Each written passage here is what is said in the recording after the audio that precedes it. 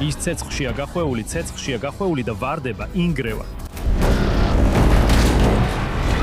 მანამდე სანამ ფითფრინავები ცის მეფეები გახდებოდნენ, არსებობდა უფრო დიდი საფრენი აპარატი, რომელსაც ოდესღაც შორ მანძილზე მოგზაურობის მომავალად მიიჩნევდნენ და მას საჰაერო ხომალდს უწოდებდნენ. ის არ დაფრინავს დიდი ფრთების გამო, არამედ მაღლა იწევს ცხალბადით ან ჰელიუმით სავსე უზარმაზარი გაზის უჯრედების წყალობით. ესენი ჰაერზე მსუბუქი აირებია. როდესაც საკმარისი რაოდენობის ამწევი აირია, მას შეუძლია აწიოს მეტალის ჩარჩო, ძრავები, საწვავი, ეკიპაჟი, მგზავრები და ტვირთი. მას ასევე აქვს პროპელერი და მართვის ზედაპირები. ამიტომ იგი უბრალოდ ქარს არ მიჰყვება როგორც ჩვეულებრივი ბუშტი. მისი ყველაზე ცნობილი ტიპია ცეპელინი. მას გრაფ ფერდინანდ ფონ ცეპელინის სახელი დაერქვა. ყოფილ გერმანელ სამხედრო ოფიცერს, რომელიც თვლიდა, რომ შესაძლებელი იყო დიდი საჰაერო ხომალდის შექმნა მყარ შიდა ჩარჩოთი. ის არ ყოფილა პირველი ადამიანი, რომელმაც შექმნა დირიჟაბლი, ანუ მართვადი საჰაერო ხომალდი, მაგრამ მან განავითარა მყარი კონსტრუქციის დიზაინი, რომელიც მე-20 საუკუნის დასაწყისში საჰაერო მოგზაურობის სიმბოლოდ იქცა. 1900 წლის 2 ივლისს მისი პირველი ცეპელინი, სახელად LZ-1, აფრინდა გერმანიაში კონსტანცის ტბის თავზე. პირველი პრენა მხოლოდ დაახლოებით 18 წუთს გაგრძელდა. ასევე ჰქონდა პრობლემები მართვასა და აღჭურვილობაში, მაგრამ ამით დამტკიცდა, რომ უზარმაზარ მყარი მეტალის ჩარჩოს მქონე საფრენ აპარატს ფრენა შეუძლია. ეს ძალიან განსხვავდება ბლიმპისგან. ბლიმპს შიგნით მყარი ჩარჩო არ აქვს. მის ფორმას მხოლოდ გაზის წნევა ინარჩუნებს, ხოლო ცეპელინს კი ჩონჩხი აქვს. იგი შედგება გრძელი მეტალის სხივებისა და დიდი რგოლებისგან. ამიტომ მაშინაც კი, როცა გაზის უჯრედები სავსე არ არის, მისი ფორმა მაინც შენარჩუნებულია. მის ჩარჩოში მრავალი განცალკევებული გაზის უჯრედია. ამიტომ თუ რომელიმე ნაწილში მცირე გაჟონვა მოხდება, ამწევი გაზი მთლიანად არ დაიკარგება. ამის ნაცვლად საჰაერო ხომალდი ჰაერში მაინც დარჩება, სანამ სხვა უჯრედები მუშაობს. ჩარჩოს გარეთ კი თხელი ქსოვილის საფარია. ეს არ არის სქელი მეტალის ჯავშანი.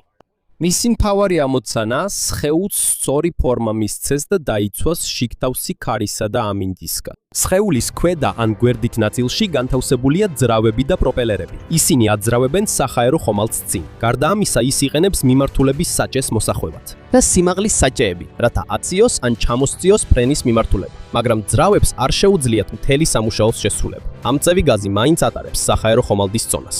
ამიტომ თითოეული კილოგრამი ძალიან მნიშვნელოვანია. კარკასი, კედლები, ავეჯი, აღჭურვილობა და მგზავრების პირადი ნივთები უნდა იყოს მსუბუქი. როდესაც წონა იზრდება, მცირდება მგზავრების ან ტვირთის რაოდენობა, რომელსაც შეუძლია ატაროს. შემდეგი დიზაინებისთვის უკვე გამოიყენეს დურალუმინი. ეს არის მსუბუქი, მაგრამ გამძლე მეტალის შენადნობი, რომელიც ძირითადად ალუმინისგან მზადდება. ამის გამო შესაძლებელია უფრო გრძელი და დიდი ჩარჩოს დამზადება ისე, რომ ტრანსპორტი ზედმეტად არ დამძიმდეს. ზოგიერთ ცეპელინში გამოიყენეს ეგრეთ წოდებული გოლდბიტერის ტყავიც. ის მზადდება ძროხის ნაწლავის ძალიან თხელი ნაწილისგან, რომელიც იწმინდება. შემდეგ აშრობენ, აერთებენ და ამაგრებენ ქსოვილზე. ეს არ არის უბრალოდ მთელი ნაწლავი, რომელიც შიგნით კიდია. მას ამუშავებენ როგორც თხელ მემბრანას, რადგან მსუბუქია და ეფექტურად აფერხებს გაზის გაჟონვას. ძალიან ბევრი ნაჭერი საჭიროა, რომ შეიქმნა საჰაერო ხომალდის დიდი გაზის კამერები. ახლა როცა ცეპელინი იზრდება, მისი ექსპლუატაციაც უფრო და უფრო რთული ხდება. ეკიპაჟს უნდა აკონტროლოს გაზის წნევა, საწვავისა და წყლის რაოდენობა, ქარის მიმართულება, ტემპერატურა და საჰაერო ხომალდის ბალანსი. როდესაც წყალბადი თბება, ის ფართოვდება და აწევის ძალა იზრდება, ხოლო როცა ცივდება, ის იკუნშება და აწევის ძალა მცირდება. საჰაერო ხომალდს ასევე აქვს წყალი ან სხვა დამამძიმებელი ნივთები. თუ მას მაღლა ასვლა სურს, ცოტა დამამძიმებელს აგდებს, ხოლო თუ ქვემოთ ჩასვლა უნდა, ეკიპაჟი არეგულირებს გაზს და ფრენის მიმართულებას. ძნელია ცეპელინის დაშვებაც, რადგან ის ძალიან დიდია. ბევრი მიწის ეკიპაჟის წევრი იჭერს თოკებს, რომ ქარმა არ წაიღოს იგი. როდესაც ქარი ძლიერია, მთელი საჰაერო ხომალდი შეიძლება შორს წაიღოს, თუნდაც პილოტი გამოცდილი იყოს. თუმცა ტექნოლოგია მაინც განაგრძობს განვითარებას. 1909 წელს გერმანიაში დაარსდა დელაგი. ეს იყო პირველი ავიაკომპანია, რომელმაც რეგულარულად დაიწყო მგზავრების გადაყვანა საჰაერო ხომალდით. მაგრამ სანამ პირველი მსოფლიო ომი დაიწყებოდა, ცეპელინებმა მოახერხეს 1500-ზე მეტი ფრენის შესრულება და 1000-ობით მგზავრის გადაყვანა. მეტწილად ეს ფრენები ევროპაში ხორციელდებოდა. იმ დროს ისინი ჯერ კიდევ არ გადაკვეთდნენ ატლანტიკის ოკეანეს რეგულარულად. ეს ფრენები გამოიყენებოდა იმის დასამტკიცებლად, რომ საჰაერო მოგზაურობა შეიძლება ტრანსპორტის რეალურ საშუალებად იქცეს. ომის შემდეგ საჰაერო ხომალდებისთვის გეგმები კიდევ უფრო გაიზარდა. 1928 წელს კი დაიწყო ფრენა LZ-127 გრაფ ცეპელინმა. ეს გახდა ერთ-ერთი ყველაზე წარმატებული მყარი საჰაერო ხომალდი ისტორიაში. 1929 წელს მან შემოიარა მსოფლიო. მან გაიარა ევროპა, აზია, წყნარი ოკეანე, შეერთებული შტატები და ატლანტიკა, სანამ მოგზაურობა დასრულდებოდა. მის მარშრუტში შედიოდა ფრიდრიხსაფენი, ტოკიო, ლოს-ანჯელესი და ლეიქერსტი, ნიუ-ჯერსიში. მთელი მოგზაურობა გაჩერებებთან ერთად დაახლოებით 21 დღე გაგრძელდა. ფაქტობრივად, ჰაერში გატარებული დრო თითქმის 12.5 დღე იყო. ეს არ იყო ჩვეულებრივი სადემონსტრაციო ფრენა. ეს იყო დიდი საერთაშორისო ღონისძიება, რომელსაც გაზეთები და რადიოსადგურები ადევნებდნენ თვალს. ყოველ გაჩერებაზე უამრავი ადამიანი მოდიოდა საჰაერო ხომალდთან, რადგან მანამდე ასეთი დიდი და ასეთი მანძილის განმავლობის თვითმფრინავი არ არსებობდა. გრაფ ცეპელინმა აჩვენა, რომ საჰაერო ხომალდს შეუძლია გადაკვეთოს ვრცელი ოკეანეები და კონტინენტები. მას შეეძლო რამდენიმე დღე ჰაერში დარჩენა. ასევე მას არ სჭირდებოდა გრძელი ასაფრენი დილიკი, რადგან აფრენისთვის მაღალი სიჩქარე არ იყო საჭირო. ის თვითმფრინავზე ნელა მოძრაობდა, მაგრამ ოკეანის ლაინერზე სწრაფად. და გემთან შედარებით ატლანტიკის გადაკვეთისას არ იყო ძლიერი ტალღები ან ზღვის ავადმყოფობა. მგზავრებს ჰქონდათ საძინებელი კაბინა, სასადილო სივრცე, მისაღები და დიდი ფანჯრები.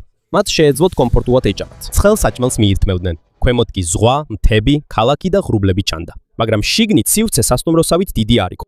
სივრცე მაინც შეზღუდული იყო, რადგან ყველაფერი მსუბუქი უნდა ყოფილიყო. კაბინები პატარა იყო, კედლები თხელი და ავეჯის უმეტესობა მარტივი. გრაფ ცეპელინში მოთავსებული პიანოც კი სპეციალურად მსუბუქად იყო დამზადებული. არც ყველა საჰაერო ხომალდში იყო კომფორტი ერთნაირი. ზოგიერთ მგზავრობაზე შიგნით შეიძლება ცივი ყოფილიყო, რადგან მძიმე გათბობის სისტემის დაყენება რთული იყო.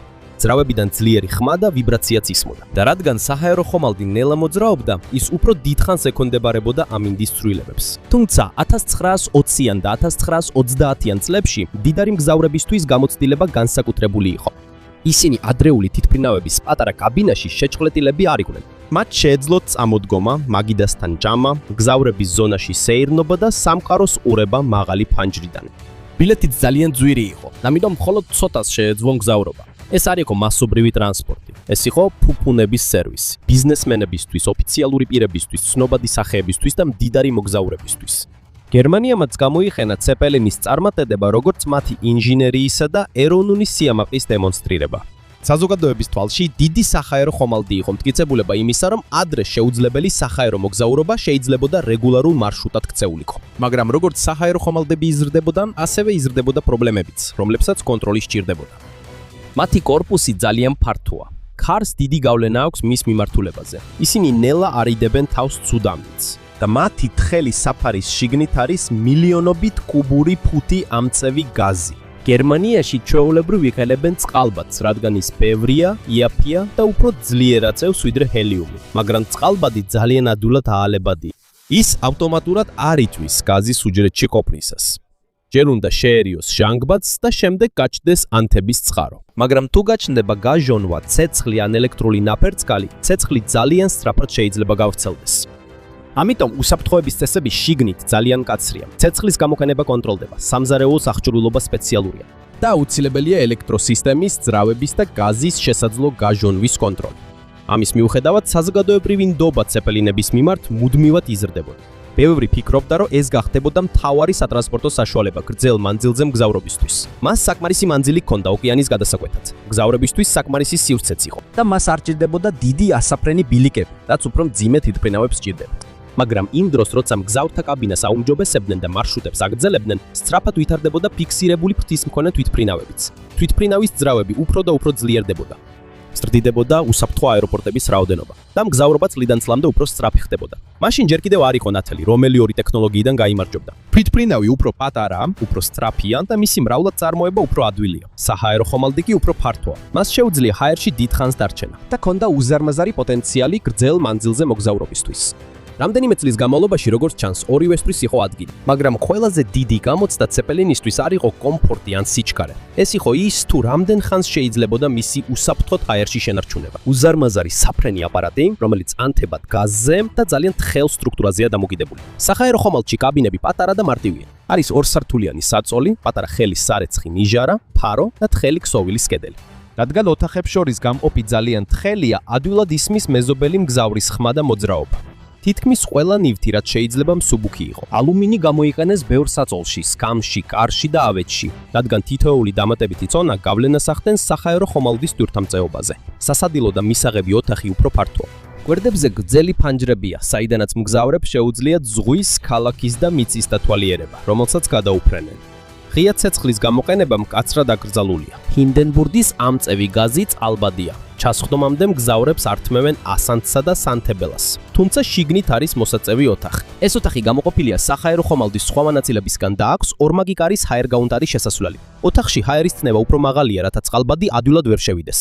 შიგნით მხოლოდ ერთი ელექტროსანთებელას გამოყენებაა შესაძლებელი და ის ფიქსირებულად არის დამონტაჟებული. ამის მიუხედავად, მაშინ როცა გერმანული საჰაერო ხომალდი გამოიყენებოდა ლუქს კლასის მოგზაურობისთვის, სამხედროები საჰაერო ხომალდს პატრულირებისა და დაზვერვისთვის იყენებდნენ. საჰაერო ხომალდს შეუძლია დიდხანს დარჩეს ცაში. ამიტომ მას შეუძლია მოძებნოს გემი, წყალქვეშა ნავი და მტრის გადაადგილება ფართო ზღვაში, მაგრამ ის უხილავი არ არის.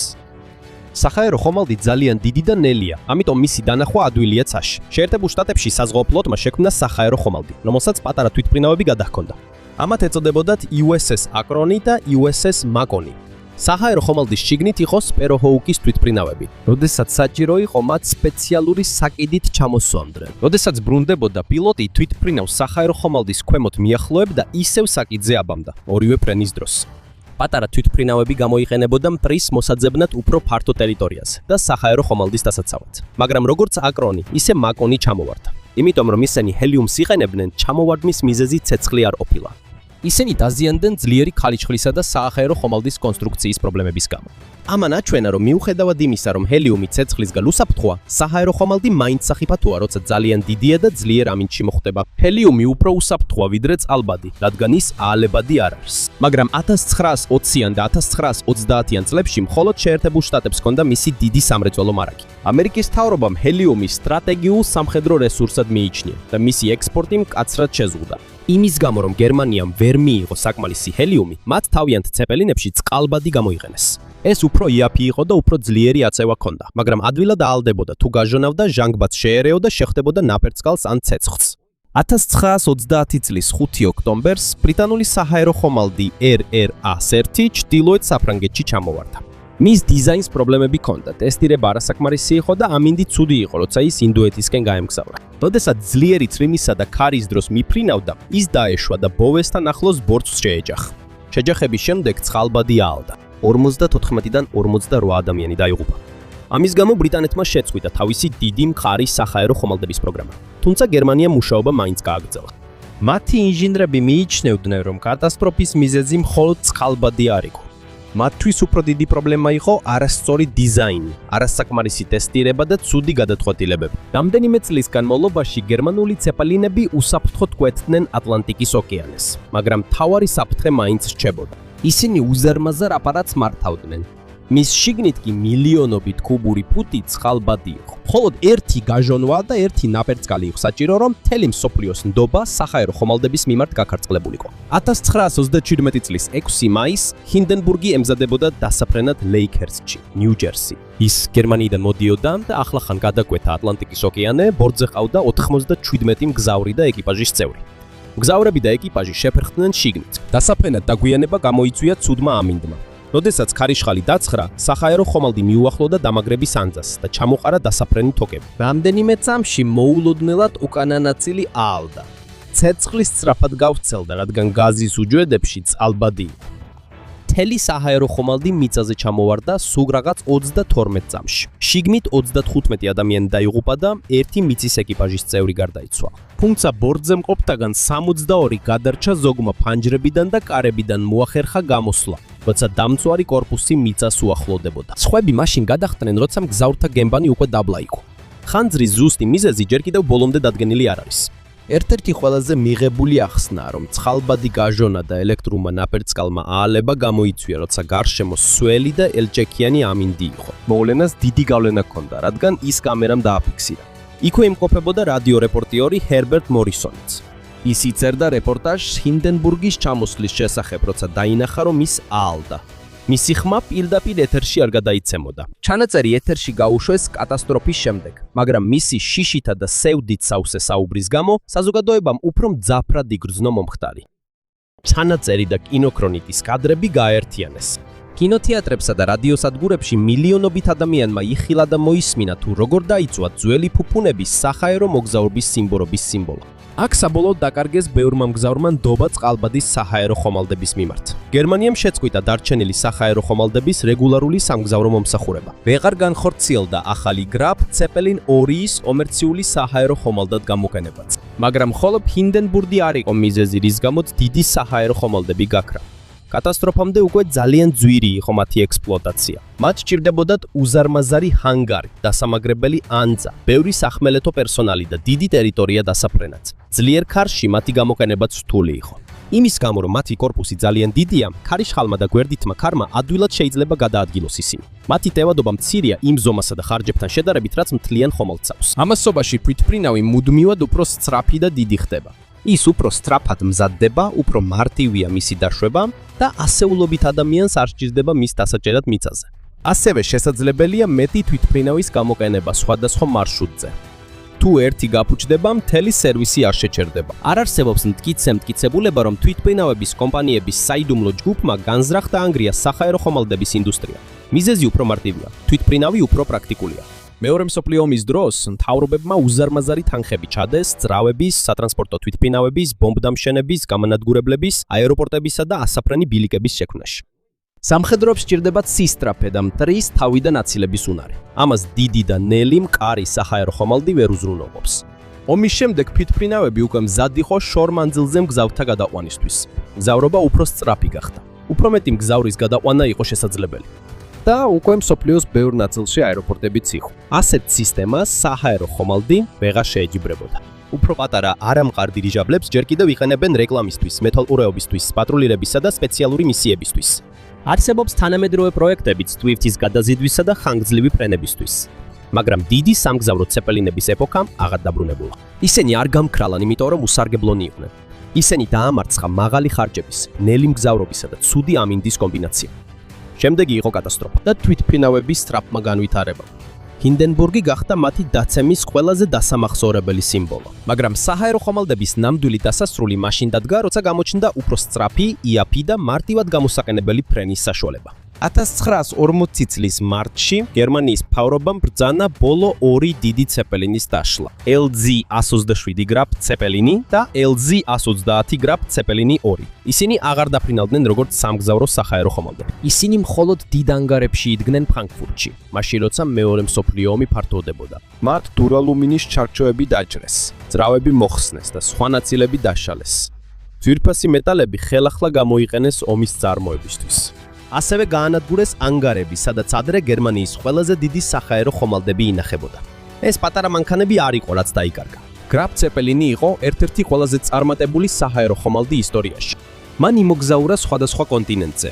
ატლანტიკის ოკეანე მრავალჯერ გადაკვეთა. ასევე ჩაატარა სამეცნიერო ფრენა არქტიკაში. მაგრამ ომის დაწყებისას აღარ იყო საკმარისი მიზეზი მისი შენარჩუნებისთვის. საჰაერო ხომალდი ძალიან დიდი იყო, რომ მტრისთვის დაემალა. მას სჭირდებოდა დიდი ჰანგარი, მრავალრიცხოვანი ეკიპაჟი და ფრთხილი ოპერაცია აფრენამდე ან დაჯდომამდე. ის ვერ ეწეოდა სამხედრო თვითმფრინავის სისწრაფეს.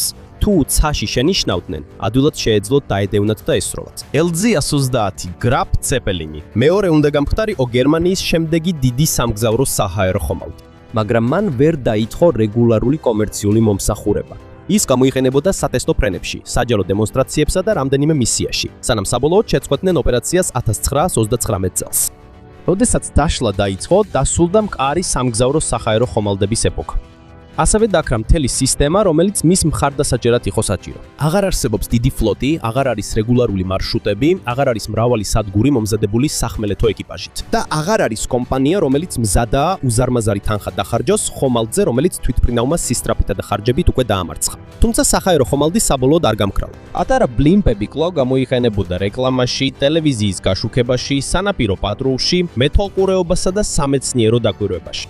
ბლიმპი უფრო მარტივია ვიდრე ძველი ცეპელინი. მას არ აქვს დიდი მყარი ჩარჩო შიგნით, ამიტომ მისი წარმოება და გამოყენება უფრო იაფია. მას არ შეუძლია ძალიან ბევრი მგზავრის ან ტვირთის გადატანა, მაგრამ მას შეუძლია დიდხანს დარჩეს ერთ ადგილზე, ნელა იფრინოს და ზემოდან კაფიო ხედი მისცეს. ეს არის შესაძლებლობა, რომელსაც თანამედროვე კომპანიები ხელახლა იკვლევენ. ისინი აღარ ცდილობენ საჰაერო ხომალდის დაბრუნებას როგორც სამგზავრო თვითმფრინავის შემცვლელს. არც ერთი საჰაერო ხომალდი ვერ შეედრება თანამედროვე თვითმფრინავის სწრაფ მგზავრობას შორეულ ქალაქებს შორის. ამის ნაცვლად ისინი ეძებენ ისეთ სამუშაოებს, რომლებიც სხვა ტრანსპორტისთვის რთული შესასრულებელია. ერთ-ერთი ახალი პროექტია Pathfinder 1, რომელიც LTA Research ეკუთვნის შეერთებულ შტატებში. ეს არის თანამედროვე მყარი საჰაერო ხომალდი, რომელიც იყენებს ჰელიუმს, ელექტროძრავებს, კომპიუტერით კონტროლირებად სისტემებს და მსუბუქ მასალებს. ეს არ არის ძველი ცეპელინის უბრალო ასლი. მას აქვს ელექტრული მანევრული ძრავები სხეულის სხვადასხვა ნაწილში. პროპელერებს შეუძლიათ შეცვალონ ბიძგის მიმართულება, რათა დაეხმარონ მოხვევაში, აწევაში, დაწევაში და პოზიციის შენარჩუნებაში. ის ასევე იყენებს სენსორებს და კომპიუტერს, რათა აკონტროლოს ბალანსი, ქარი, მიმართულება და მთელი საჰაერო ხომალდის მოძრაობა. 2024 წლის ოქტომბერში Pathfinder 1-მა თავისი პირველი ბაგირების გარეშე შესრულებული გარეფრენა განახორციელა კალიფორნიაში, Moffett Federal Airfields. ამის შემდეგ ტესტები გაგრძელდა, რათა საჰაერო ხომალდს უფრო შორს, უფრო დიდხანს და სხვადასხვა პირობებში ფრენა შეძლებოდა. დღემდე ეს მხოლოდ კონცეფციის დამადასტურებელი აპარატია და ჯერ არ არის რეგულარული სატვირთო ან სამგზავრო ტრანსპორტი. LTA Research-ის მიზანია ტექნოლოგიის გამოყენება ტრანსპორტირებასა და ჰუმანიტარულ მისიებში. როდესაც ძლიერი მიწის ზრა, ქარიშხალი ან წყალდიდობა ხდება, ხშირად ზიანდება გზები, ხიდები, ასაფრენი ბილიკები და პორტები. აქ დირიჟაბლი შეიძლება სასარგებლო იყოს. მას არ სჭირდება გრძელი ასაფრენი ბილიკი, რომ ჰაერში დარჩეს. ის შეუძლია მიიტანოს საკომუნიკაციო აღჭურვილობა, სამედიცინო მარაგი, საკვები, წყალი და საგანგებო ჯგუფი იმ ადგილებში, სადაც მისვლა რთულია. მაგრამ ჯერ საჭიროა, რომ მან დაამტკიცოს უსაფრთხოება რეალურ ოპერაციაში. არ არის საკმარისი მხოლოდ კარგი ამინდის დროს ფრენა. მას უნდა შეეძლოს გაუძლოს ქარის ცვლილებებს, წვიმას, გრძელ მისიებს და მრავალჯერად გამოყენებას ისე, რომ სერიოზული პრობლემა არ შეექმნას. საფრანგეთში უფრო დიდ სატვირთო დირიჟაბლს ამზადებს Flying Whales-ი. მას LCA 60T ეწოდება. მისი მთავარი მიზანია 60 ტონამდე ტვირთის გადატანა. მას არ სჭირდება მთელი სხეულის დასმა ტვირთის ასაღებად ან დასატოვებლად. ის შეუძლია დარჩეს ჰაერში, სანამ კაბელს და ამწე თოქს ჩამოუშვებს. მისი სამუშაო ფრინავი ამწეს მსგავსია. მას შეუძლია ქარხნიდან აიღოს გრძელი ქარის ტურბინის ფრთა და მთაზე მიიტანოს. ასევე შეუძლია სამშენებლო მასალების, მობილური საავადმყოფოს, დიდი გენერატორის, ხის მასალის ან მძიმე ტექნიკის მიტანა ისეთ ადგილებში, სადაც კარგი გზა არ არის. ეს მნიშვნელოვანია, რადგან არსებობს ტვირთი, რომელსაც ვერტმფრენი ვერ აწევს და სატვირთო მანქანაზე დატვირთვაც რთულია. არსებობს ქარის ტურბინის ფრთები, რომლებიც ძალიან გრძელია. ამიტომ საჭიროა გზის გაფართოება და ბოძების მოხსნა, მოძრაობის გადაკეტვა, ხეების მოჭრა, სანამ ისინი მიეწოდება. როდესაც LCA 60T იმუშავებს, მას შეუძლია გადალახოს ეს დაბრკოლებები პირდაპირ დანიშნულების ადგილზე ფრენით. 2025 წლის ოქტომბერში Flying Whales-მა განაცხადა, რომ უკვე გამოცადა დირიჟაბლისთვის განაწილებული ელექტრული მამოძრავებელი სისტემა. კომპანია გეგმავს პირველი ერთეული საწყობის დაწყებას 2027 წელს, რასაც მოყვება ფრენისა და სერტიფიცირების ტესტები, ხოლო კომერციული ოპერაციების დაწყებას 2029 წელს აპირებს. პროექტს დიდი პოტენციალი აქვს, მაგრამ ჯერ კიდევ ბევრი რამ აქვს დასამტკიცებელი. როდესაც საჰაერო ხომალდი 60 ტონიან ტვირთს ჩამოიტვირთავს, მისი წონა მოულოდნელად მცირდება. თუ სწრაფი კონტროლი არ იქნება, შეიძლება ძალიან მაღლა აიციოს. ამიტომ საჭიროა, რომ მართვის ძრავები, ბალასტის სისტემა, კაბელი და კომპიუტერული კონტროლი ერთდროულად იმუშაოს, რათა საჰაერო ხომალდი სტაბილურად დარჩეს. ასევე რთულია მისი გამოყენება, როდესაც ქარი ხშირად იცვლება. საჰაერო ხომალდს ძალიან დიდი გვერდი აქვს. როდესაც ძლიერ გვერდით ქარს მოხდება, მისი მთელი სხეული თითქოს დიდი იალქანია. მოტორებს უნდა შეეძლოთ გადახრისა და განზე წასვლის შეკავება, მაშინაც კი, როცა მძიმე ტვირთი ქვემოთ არის ჩამოკიდებული. გაერთიანებულ სამეფოში კიდევ ერთი თანამედროვე პროექტია, სახელად Airlander 10. ეს ჰიბრიდული საჰაერო ხომალდია, რადგან მხოლოდ ჰელიუმი არ უზრუნველყოფს აწევას. ასევე ეხმარება სხეულის ფორმა და ძრავები ფრენის დროს. ის შექმნილია რეგიონული მგზავრთა გადაყვანისთვის, ტვირთისთვის, ტურიზმისთვის, მეთვალყურეობისთვის და სამხედრო მისიებისთვის. მისი შემქმნელის თქმით, მას შეუძლია გადაიყვანოს 100-ზე მეტი მგზავრი, ან დაახლოებით 10 ტონა ტვირთი. მას ასევე შეუძლია რამდენიმე დღე დარჩეს ჰაერში მეთვალყურეობისა და კომუნიკაციის მისიებისთვის. დაიწყო მისი ოფიციალური სერტიფიცირების პროცესი გაერთიანებული სამეფოს სამოქალაქო ავიაციის ორგანოში. მაგრამ მას ჯერ კიდევ სჭირდება ფართო ტესტირების დასრულება, სანამ რეგულარული მგზავრების გადაყვანას შეძლებს. ასეთი ტიპის საჰაერო ხომალდის გამოყენება მხოლოდ ტვირთისთვის არაა შესაძლებელი. მას შეუძლია ზღვის ზედაპირის მეთვალყურეობა და დახმარების გაწევა. მას შეუძლია მოძებნოს არალეგალური თევზჭერის ხომალდები, ნავთობის დაღვრა, დაკარგული გემი ან ადამიანი, რომელსაც გადარჩენა სჭირდება. ასევე შეუძლია დროებითი საკომუნიკაციო სადგურის ფუნქციის შესრულება ჰაერში. თუ კატასტროფის შემდეგ მობილური კოშკი დაზიანდება, საჰაერო ხომალდს შეუძლია ანტენის მიტანა და ერთ ადგილზე დარჩენა უფრო დიდხანს, ვიდრე ჩვეულებრივ ვერტმფრენს. ის ასევე სასარგებლოა სამეცნიერო კვლევებისთვის. ნელი ფრენისა და ხანგრძლივი გამძლეობის გამო დირიჟაბლი შეიძლება გამოყენებული იქნას ტყეების შესასწავლად. ტყეების, ველური ბუნების, მყინვარების, ატმოსფეროსა და კლიმატის ცვლილებების შესასწავლად. მისი ხმაურიც ნაკლებია ვერტმფრენთან შედარებით, ამიტომ ქვემოთ მყოფი ცხოველები არ შიშობენ და არ გარბიან. მაგრამ ეს არ ნიშნავს, რომ მისი ყველა მისია ავტომატურად უფრო იაფი ღირს. ჰელიუმის ფასი მაღალია. ასევე საჭიროა დიდი სივრცე ასაწყობად, მოვლისა და შესანახად. ასევე უზარმაზარი საჰაერო ხომალდი გარეთ ვერ დარჩება ძლიერი ქარიშხლის დროს. საჭიროა მისი უსაფრთხო ადგილას გადატანა ან გადაადგილება, სანამ ამინდი გაუარესდება. სერტიფიცირებაც ძალიან ძვირია. კოველი სტრუქტურა, საკონტროლო სისტემა, ელექტრული კომპონენტი, საგანგებო პროცედურა და ფრენის მდგომარეობა უნდა შემოწმდეს. როდესაც ის მგზავრებს გადაიყვანს, უნდა დაემორჩილოს იმავე მკაცრ უსაფრთხოების სტანდარტებს, რაც სხვა კომერციულ საჰაერო ხომალდებშია. ამ პროცესის დაჩქარება არ შეიძლება. სერიოზულმა ავარიამ შეიძლება კვლავ დააზიანოს საზოგადოების ნდობა. ასევე არსებობს პრობლემა სიჩქარესთან დაკავშირებით. როდესაც საჭიროა წამლის, სამაშველო ჯგუფის ან სამხედრო მარაგის სწრაფად მიწოდება, თვითმფრინავი ან ვერტმფრენი მაინც უფრო სწრაფია. თუ არის პორტი და მშვიდი ზღვა, გემი უფრო მეტ ტვირთს გადაიტანს და ნაკლები ხარჯით. თუ არის ავტომაგისტრალი, მაინც უფრო მარტივია სატვირთო მანქანის გამოყენება. ამიტომ დირიჟაბლი ჯერ კიდევ ვერ ჩაანაცვლებს ტრანსპორტაციის ყველა სახეობას. ის მხოლოდ მაშინ გახდება მნიშვნელოვანი, როცა დანიშნულების ადგილს არ აქვს ასაფრენი ბილიკი. გზა რთულად მისადგომია, ან საჭიროა ხანგრძლივი დროით დარჩენა ჰაერში. სწორედ იქ შეუძლია მას თავისი ნამდვილი ღირებულების დამტკიცება. დირიჟაბლის მომავალი ნოსტალგიაზე არ არის დამოკიდებული. არ არის საკმარისი, რომ ის ლამაზად გამოიყურება ან შთამბეჭდავია ცაში. მას უნდა შეეძლოს ტვირთის გადაზიდვა უფრო დაბალ საერთო ხარჯად. მას უნდა შეეძლოს უსაფრთხოდ ფრენა, თუნდაც ამინდი იცვლებოდეს. მას უნდა შეეძლოს მრავალჯერადი ოპერირება ისე, რომ ყოველთვის არ სჭირდებოდეს უზარმაზარი სახმელეთო ეკიპაჟი. და მას უნდა ჰყავდეს საკმარისი კლიენტები, რომ დაიბრუნოს მილიარდობით ინვესტიცია განვითარებაში. თუ ეს მოხდება, მსოფლიო კვლავ იხილავს დიდ საჰაერო ხომალდებს, ტყეების, მთების, ზღვებისა და კატასტროფით დაზარალებული ადგილების თავზე. მაგრამ მათი სამუშაო სრულიად განსხვავებული იქნება. ისინი აღარ იქნებიან ცურავი სასტუმროები მხოლოდ რამდენიმე მდიდარი ადამიანისთვის. ისინი აღარ იქნებიან მხოლოდ ერთი ქვეყნის ძალაუფლების სიმბოლო. ისინი გახდებიან მოწყობილობები მძიმე ტვირთის გადასატანად, სამაშველო ოპერაციებისთვის, კვლევისთვის, მეთვალყურეობისთვის და იმ საზოგადოებებთან მისასვლელად, რომლებიც დიდი ხანია კავშირზე წვალობენ. ადგილი იქ გამოჩნდება მართლაც აქვს თუ არა მეორე სიცოცხლე იმ ტექნოლოგიას, რომელიც ოდესღაც მსოფლიომ მიატოვა. არა იმიტომ, რომ წარსულში უბრუნდებით, არამედ იმიტომ, რომ დღეს არსებობს პრობლემები, რომელთა გადაჭრაც მხოლოდ სისწრაფით შეუძლებელი ხდება. არის ადგილები, სადაც უფრო სწრაფი თვითმფრინავი საჭირო არ არის. რაც მათ სჭირდებათ, არის ტრანსპორტი, რომელსაც შეუძლია მიაღწიოს ადგილამდე, მაშინაც კი როცა აეროპორტი არ არის, გზა არ არის და თითქმის არ არსებობს სხვა გზა, რომ მიიტანონ საჭირო ნივთები. თუ ახალი თაობის საჰაერო ხომალდი დაამტკიცებს, რომ ამას უსაფრთხოდ და ეკონომიკურად გამართლებულად შეძლებს, ის აღარ იქნება მხოლოდ ჰინდენბურგისა და გრაფ ცეპელინის მოგონება. ეს იქნება ტრანსპორტის ახალი ტიპი. უფრო ნელი ვიდრე რეაქტიული თვითმფრინავი, მაგრამ შეუძლია მიაღწიოს ისეთ ადგილებს, სადაც ჩვეულებრივი თვითმფრინავი ვერ მიდის. და შეიძლება სწორედ ეს იყოს მიზეზი, რატომაც საჰაერო ხომალდი ბოლომდე არ გაქრა. ის არ ელოდებოდა, რომ თვითმფრინავს ჩაანაცვლებდა. ის უბრალოდ ელოდებოდა, რომ თავისი ნამდვილი დანიშნულება ეპოვა.